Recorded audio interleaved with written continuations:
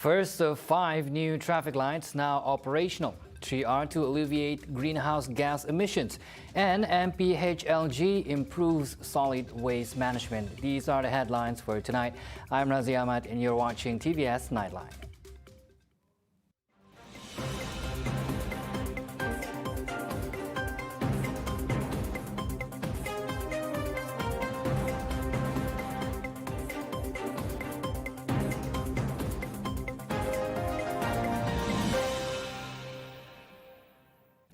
The first of 5 traffic light intersections along the highly congested Kuching-Samarkand Expressway is now complete and in operation starting today. Deputy Premier Dato' Amar Douglas Uga Ambas noted that the completion is a positive development towards smoother traffic flow in the area. Uga, who is also the Minister of Infrastructure and Port Development, acknowledged that the traffic volume along the expressway had been very heavy the last few days, leading to severe jams. He thanked road users for their kind understanding and called on road users to continue to be patient during the upgrading period, assuring that the works on the other 4 traffic lights intersections are going smoothly and will be ready by year-end, ahead of the Sarawak government's target of 10th January 2024. The 72.7 million ringgit upgrading package was awarded to a rescue contractor, Glumox Abyss Sdn Bhd, on October 11th last year, after the first contractor failed to perform as expected. The 3 R's of environment, reduce, reuse and recycle, are essential practices to alleviate greenhouse gas emissions, GHG, especially in waste management. The Deputy Premier Sarawak, who is also Minister for Public Health, Housing and Local Government, Dato' Sri Dr. Sim Koi Hian, said the concept of 3R is also in line with the Post-COVID-19 Development Strategy 2030, PCDS 2030, which focuses on environmental sustainability. Will help to reduce the greenhouse gas generation produced in the landfill globally in the whole world, and which causes climate change. And this is in line with one of the 3 main pillars of the Post-COVID Development Action Strategy 2030, PCDS 2030, by our Premier, which is environmentally sustainable. So these are so important that for the not only current but future generation, as Malaysia is committed to reduce greenhouse gas emission intensity of GDP of 45% by 2030. He said this at the award-giving ceremony for 3R recycling competition for Kuching and Samarkand Zone at the Borneo Cultures Museum earlier today. The recycling competition 2022 received admissions from 111 schools, 69 schools from Kuching and Samarkand District, and 42 schools from Sibu and Serike. Schools from Kuching and Samarkand zones managed to collect a total of 219,375 kilograms of recyclable waste in the span of 6 months, from May 1st to October 28th, 2022. The Ministry of Public Health, Housing and Local Government, MPHLG, will continue to work with district councils to improve solid waste management. This is to ensure the implementation of sustainable waste management through continuous improvement in reducing the amount of solid waste being sent to landfills. At the same time, it would also achieve SDG 11, Sustainable Cities and Communities under the Sustainable Development Goals, SDG, introduced by the Sarawak Premier, Datuk Patinggi Tan Sri Abang Johari Tun Openg at the Malaysia Conservation Seminar last March. So waste to well can be created in many ways.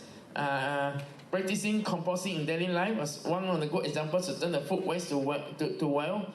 Besides that, local councils like MBKS and SNC, they offer an avenue of public to dispose recyclable items and offer them rebate based on the weight of recycled waste collections, especially electronic waste. At the seminar, Abang Johari said Sarawak will prioritize environmental sustainability in addition to ensuring its development in parallel with SDG, as well as strive towards balanced economic growth by applying a responsible approach to the development of natural resources. The Borneo Cultures Museum restaurant's grand opening ceremony was held earlier tonight with the theme Embrace the Cultures. Located on the ground floor of the Borneo Cultures Museum, the fine dining restaurant blends modernity with tradition. For more details, we are back with Cheryl Shaminato on the ground at the event. Over to you, Cheryl. Thank you, Radzi. Very good evening, and we meet again with more updates on the grand opening ceremony of the Borneo Cultures Museum restaurant. Right, just to recap, the company secured a lease for the museum department to operate the restaurant in mid-May 2022, for your information for the viewers out there. And also, just a bit on the development of the journey. They followed an extensive renovation and sourcing supplies, and also would just like to quote one of the talking points of Madam Ngui earlier, that has been her vision to set up a restaurant that complements or forms parts of the identity of the beautiful Borneo Cultures Museum, which is the second largest museum here in Asia and the biggest. So apart from that as well, there is encouraging feedback from the patrons here, and actually the establishment was from the same management which operated the Round Tower restaurant here in Kuching. So the Borneo Cultures Museum restaurant is expected to receive visitors as well as more tourists, and as a tourism destination here in Kuching. So the concept of implementing restaurant in a museum is something which is unique and would be an attraction for most people who come here, not only for the locals but also for the foreigners alike. Here I can see earlier that we have been seeing serves of dishes and a unique dining experience which the viewers out there might want to try after this grand opening ceremony. Apart of that, also one of the our Premier of Sarawak, Datuk Patiki Tan Sri Abang Johari Tunopeng, who launched the grand opening ceremony here early tonight, also mentioned that one of the announcements that Sarawak will have its second museum to be set in Bintulu, and this is exciting as this will mark yet another landmark for Sarawak. Right, I think that's all for me. More updates, we'll follow up for more updates on our social media platforms of TVS, Facebook, Instagram, and also on TVS's official website page, www.tvstv.my. That's all from me, Cheryl Shameto, and my videographer, Awang Asmel for TVS. Back to you, Radzi.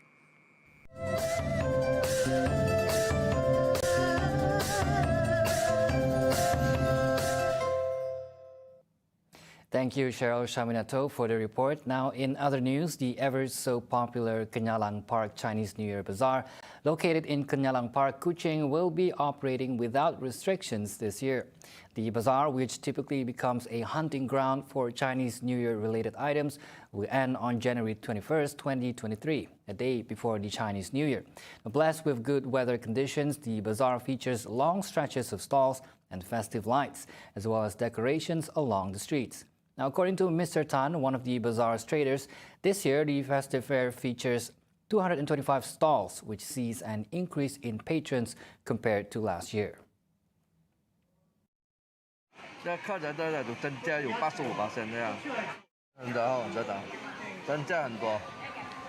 Meanwhile, with the country slowly recovering from the pandemic, the diversity of the traders has also increased. One such trader was Azura Umairah Abdullah, who sells a variety of cake lapis. Being her first time selling at the bazaar, she said that the responses were very positive. Sebab our cake lapis is different for others. Dia ada kurang manis dia ada tasty taste dia. That's why. At the same time, Alex Chua, a patron to the bazaar, described the festive fair as lively and it would augur well for the recovery of the region's economy. 今天是第2天来到肯雅兰的年货市场这里啦，所以就阔别过去2年的疫情，因为不怎么热闹啊，今天就来到这里就特别的热闹，因为跟比起以往那种有 SOP 那种没有那么松绑啦，所以今年的 SOP 松绑之下，然后也没有太多的规定啊，所以大家就出来很安心的购买年货，所以其实看到这样的人潮已经是算是蛮开心了，因为外面也塞车，然后今年的购买力也是特别的强。The popular Kenyalang Park Chinese New Year Bazaar is an annual event happening at the Kenyalang Park in Kuching, and it is also one of the biggest bazaars held in the region. Coming up right after the break, Malaysia Madani not just a slogan, and a helicopter crash kills 17 in Ukraine. Right here on TVS Nightline. Stay tuned.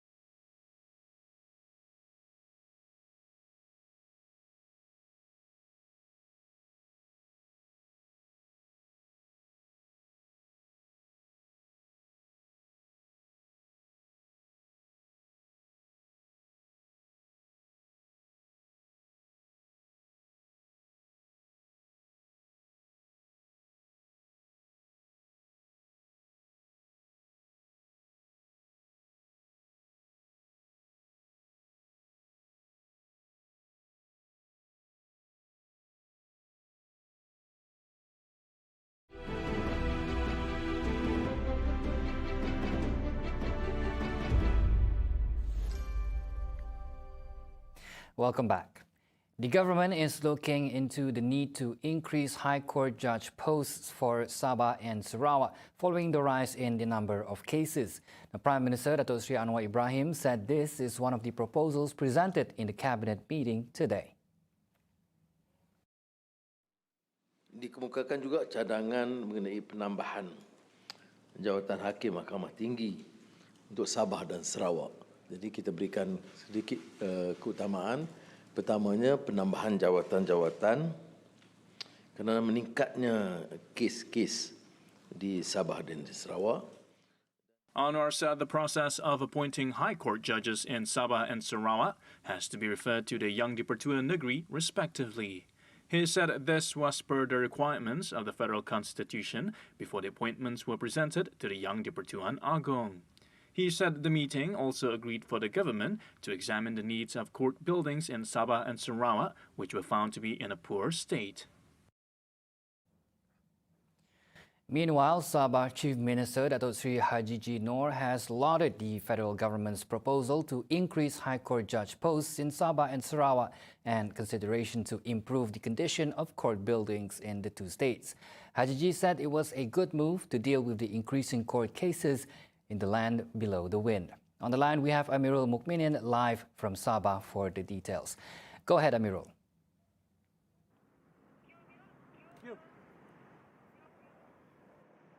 Sabah Chief Minister Datuk Seri Haji Noor has allowed the federal government proposal to increase High Court judge for the Sabah and Sarawak and improve the condition of courts buildings in the two states. He said it was a good move to deal with increasing court cases to the land below the wind. The proposal is a good one and widely considered that the Prime Minister Datuk Seri Anwar Ibrahim is finally giving priority to Sabah and Sarawak to deal with the increases in cases. Today, Anwar said the government was looking into the need to increase High Court judge posts for Sabah and Sarawak following the rise in the number of cases that it also timely consideration to be given to examine the need of courts building in Sabah, which were found to be in the poor states. Get back to you.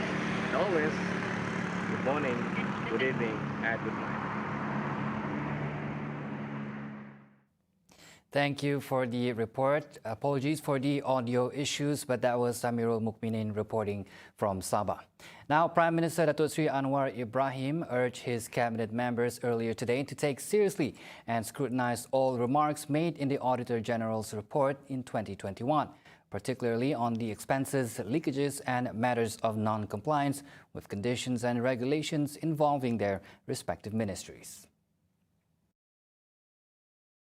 In a press conference after chairing the cabinet meeting today, Anwar said the meeting had examined the report but decided not to disclose it to give space to relevant agencies under the ministries to respond. Tapi untuk kali ini, saya telah minta supaya Jemaah Menteri melihat secara serius teguran-teguran ini supaya tidak berulang. Kerana laporan Ketua Audit Negara ini kadang-kadang memberikan syur-syur tetapi kesilapan atau keterlanjuran yang sama itu diteruskan untuk tahun demi tahun. Anwar added the National Audit Department will announce the report at the time they deem fit and will table it in the next Parliament session. He further said that such a report is important as repeated mistakes had been detected, such as a lack of monitoring, allowing leakage, and handing over matters to companies that do not play by the rules. Old assets, among other things, pose risks to the Royal Malaysian Navy, RMN personnel and officers, and are the main constraint faced by the Eastern Fleet in its operations. RMN Eastern Fleet Commander Vice Admiral Dato' Sabri Zali requested the federal government to take the matter seriously and to find a way to address the issue, as the Eastern Fleet and RMN in general are currently dependent on old assets, especially ships over 45 years old, to safeguard national security. However, he said that the Eastern Fleet has never used all assets as an excuse to not carry out the responsibility of maintaining the security of the country's waters, rather that its personnel have been continuously trying to repair the assets so that they can perform their duties well.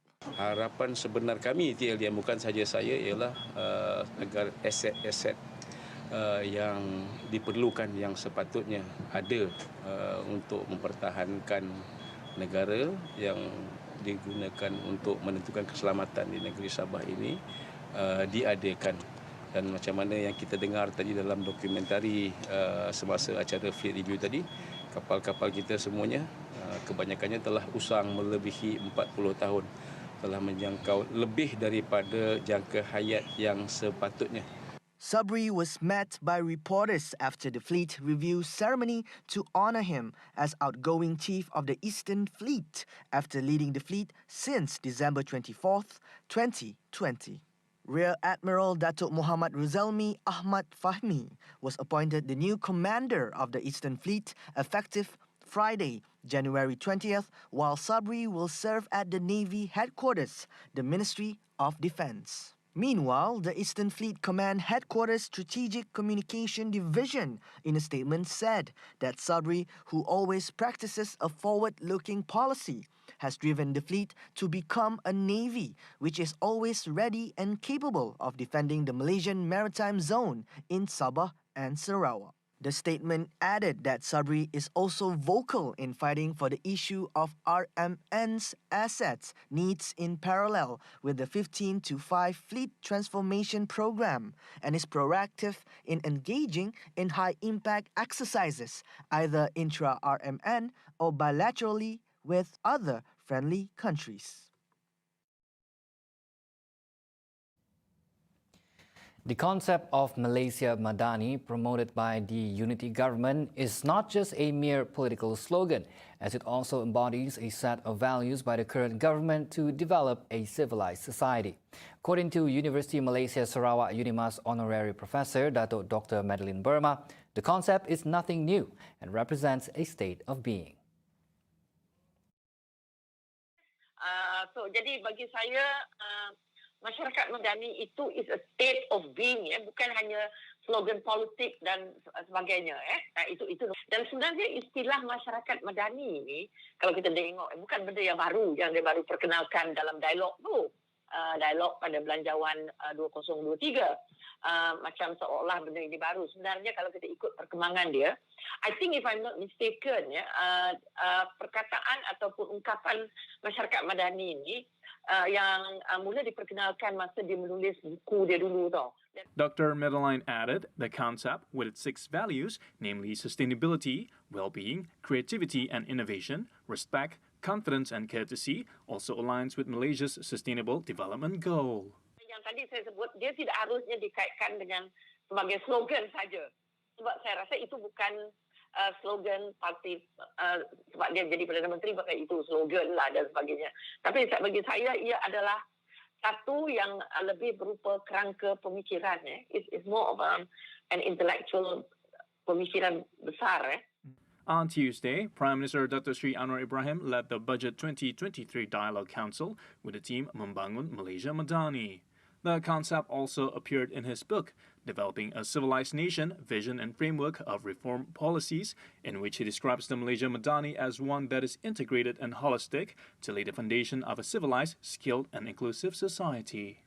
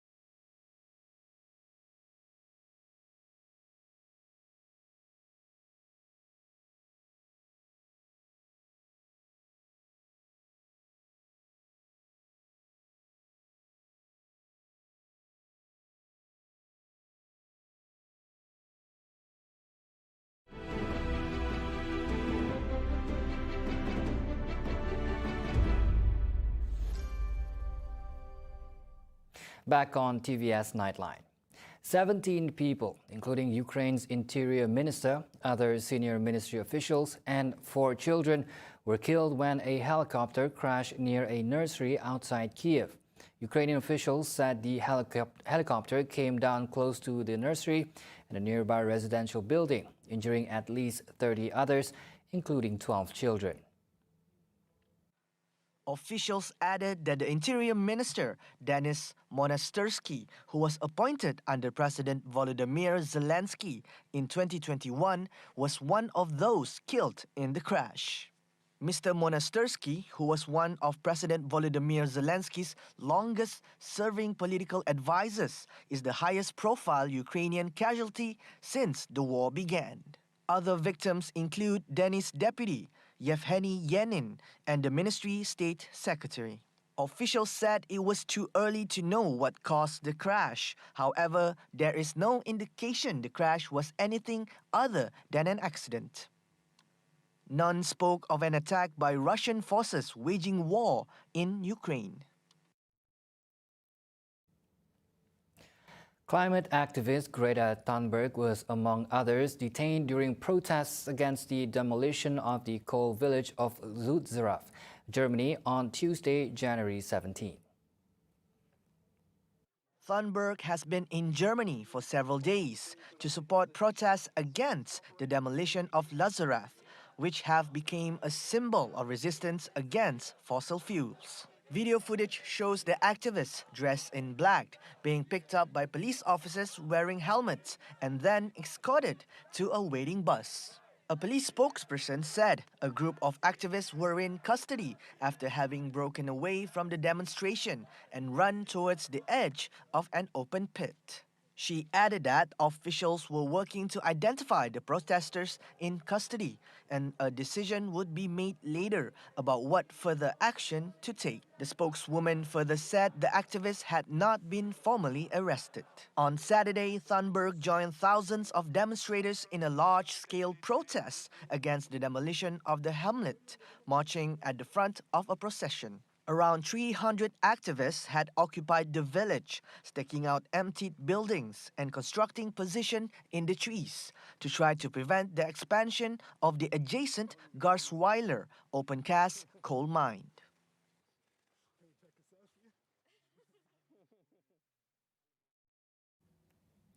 India is said to be the most populated country in the world, beating China after its population fell dramatically last year for the first time in 6 decades, which the United Nations UN described as the start of a long period of decline in its citizen numbers, which potentially has greater implications not only to its own economy but globally. Now, currently, India estimates its population at 1.38 billion compared to China's 1.4 billion.